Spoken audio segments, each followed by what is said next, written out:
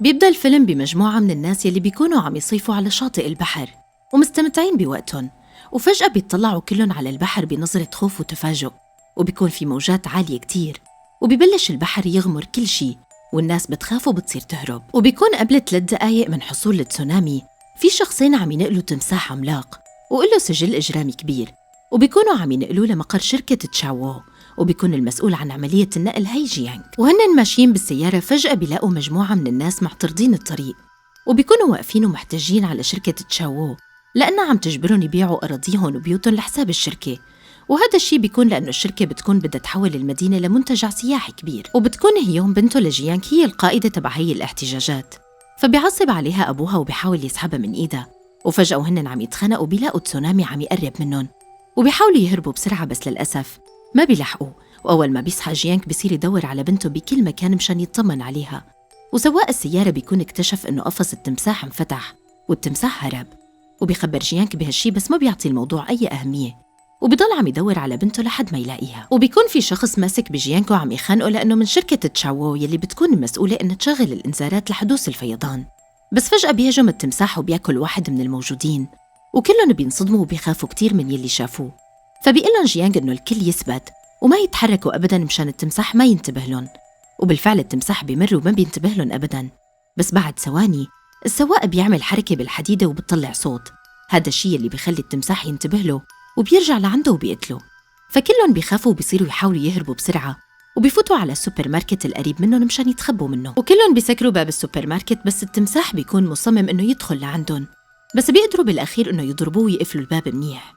وبيضل التمساح واقف برا قدام البلور وقاعد عم يطلع عليهم كلهم. بعدين منشوف تشاو صاحب شركة تشاوو، وأول ما بيصل على الشركة بيلاقي الصحافة كلها مستنية هنيك، وبصيروا يسألوه شو حيعمل بالأماكن اللي تضررت بسبب الفيضان. فبيقلن إنه حيبعثوا فرق الإنقاذ وما رح يتخلوا عن حياة أي شخص، وإنه حيعملوا صندوق نقدي لدعم الأسر اللي تضرروا بيوتهم. والعالم يلي مع جيانغ بيسألوه ليش هذا التمساح عم يعمل هيك، فبيقلن لأنه مدرب على القتل وقتل أكثر من 100 شخص، وبيقولوا عنه إنه ملك الصيد بإفريقيا. هيوم بتنصاب بأزمة ربو بسبب التوتر والخوف يلي هي فيه، وبيجي الدكتور تشينغ بيحاول يساعدها وبيقلها كيف تتنفس مشان تقدر تقاوم.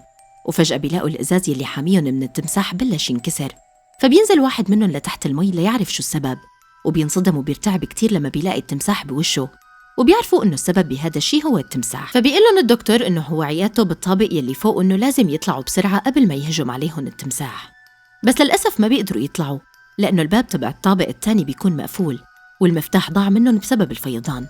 فبيقلن الدكتور إنه في مفتاح احتياطي بمكتبه ولازم واحد منهم يتسلق مشان يقدر يجيب المفتاح ويفتح الباب. فبيتبرع واحد منهم إنه يروح، وبيقله الدكتور إنه حيروح معه لأنه هو بيعرف مكان المفتاح. وبيطلعوا الدكتور والشاب عن طريق أنابيب التهوية وبيقدروا يصلوا على مكتب الدكتور يلي بيروح فوراً وبياخد جهاز التنفس مشان هيوم لأنه لسه عنده ربو، وبيعطيه لأبوها مشان يوصل لها إياه، وبيرجع هو مشان يجيب المفتاح. وبالفعل بيقدر الدكتور إنه يلاقي المفتاح ويطلع مشان يرجع على أنابيب التهوية، بس الشخص يلي بيكون معه بيحس بحركة حواليه، فبيحاول يضل ثابت ليعرف شو هذا وإذا التمساح قريب منه ولا لا.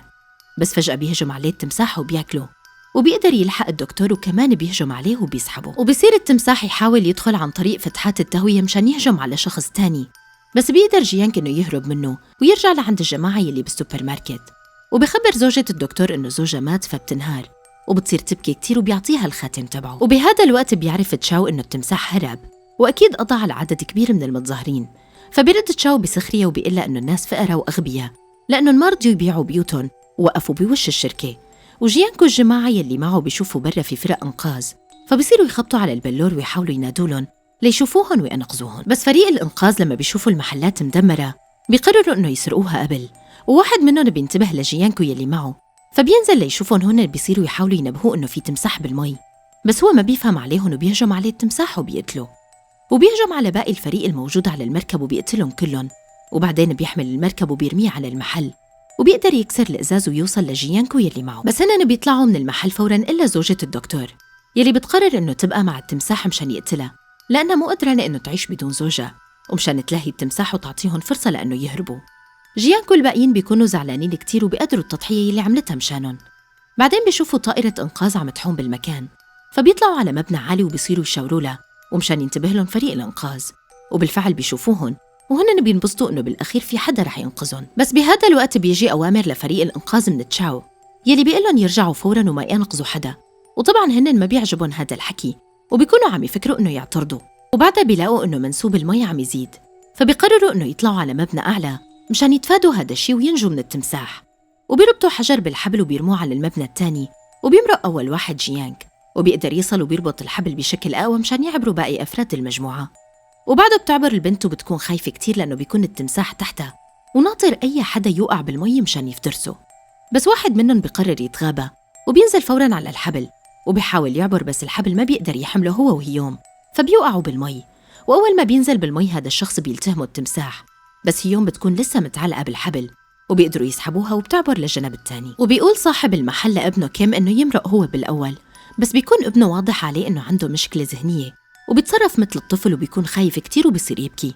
فبيحاول أبوه إنه يهديه وبالفعل بيقدر كيم إنه يعبر وبيصل على الجنب الثاني. وأول ما بيصل بيرمي أبوه الحبل لأنه بيكون منسوب المي ارتفع كتير وبيعرف إنه ما عاد يلحق يعبر. وقبل ما يودع ابنه بتجي المي وبتغرقه قدام عيون الكل. وبنفس الوقت منشوف شاب الإنقاذ بعت الفيديو يلي صوروا للناجين يلي على السطح للأخبار يلي بلشوا يعرضوه، فبيطلب تشاو من السكرتيرة تبعه إنه يبعتوا لهم فريق إنقاذ وينقذوهن وإنه يصوروا خلال عملية الإنقاذ ويقولوا إنه تشاو هو يلي أنقذ سكان المدينة من الموت. وبتقله هيوم لأبوها إنه هي السبب باللي صار لأنها كانت بتعرف الطريق اللي حيمر منه أبوها بالسيارة، لهيك راحت وجمعت المتظاهرين ووقفوا بوشه. بهذا الوقت بتصل طيارة الإنقاذ وبيرموا لهم سلم لحتى يطلعوا عليه، وبالفعل هن بيطلعوا على السلم، بس السلم بيكون بالمي وبيقدر التمساح إنه يمسكه وبيضل يشده لحتى يوقعوا كلهم بالمي والطيارة بتتدمر. بس بعدين بيصحى جيانغ وبيلاقي حاله بالإسعاف وقدامه تشاو، وفوراً بيسأله عن بنته هيوم، بس بيقول له تشاو إنه إذا بده يرجع يشوف بنته لازم يعترف إنه هو يلي قطع الإنذار تبع تسونامي عن المدينة، وإنه هو يلي حرر التمساح يلي بسببه مات ناس كتير بالمدينة.